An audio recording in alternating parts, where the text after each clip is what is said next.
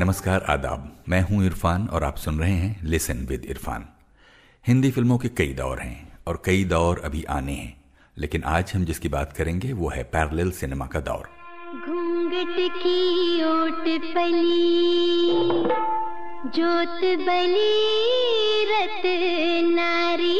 एक ऐसा दौर जिसने सिर्फ कमर्शियल और सिर्फ एंटरटेनमेंट से हटकर सिनेमैटिक मीडियम की संभावनाओं को टटोला, साहसिक प्रयोग किए और सिने प्रेमियों में एक नया एस्थेटिक जगाया।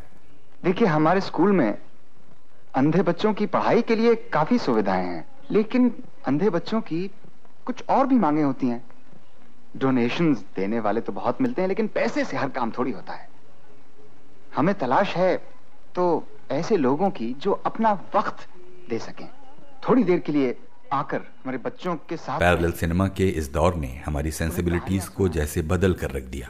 सिनेमा जैसे इफेक्टिव मीडियम को यूज करने के हमारे नजरिए को मैच्योर किया और एक नागरिक के रूप में अपने समय और अपने समाज के प्रति हमें जिम्मेदार बनाया। अगर बुनियादी परिवर्तन लाना है तो हमें अपनी कला, अपने माध्यम को एक हथियार की तरह इस्तेमाल करना होगा।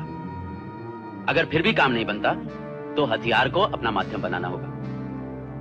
आपका मतलब है कला का उद्देश्य सिर्फ राजनीति का हथियार बनकर रह जाना है? उसका अपना कोई स्वतंत्र अस्तित्व नहीं है? अगर आर्टिस्ट पॉलिटिकली कमिटेड नहीं है तो उसका आर्ट रेलेवेंट नहीं है।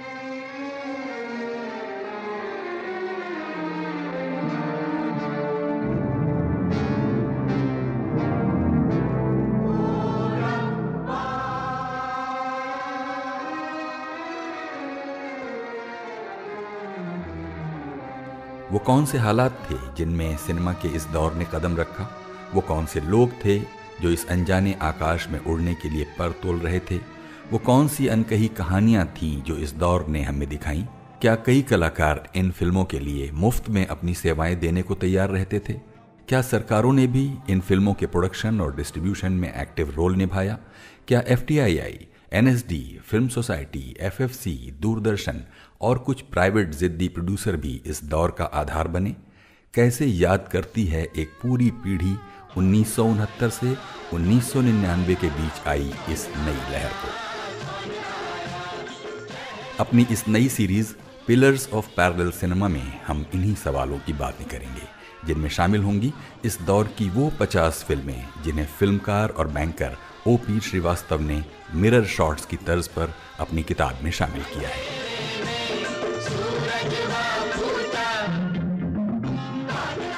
तो आइए और जुड़िए इस नई पॉडकास्ट सीरीज से जिसका नाम है पिलर्स ऑफ पैरेलल सिनेमा।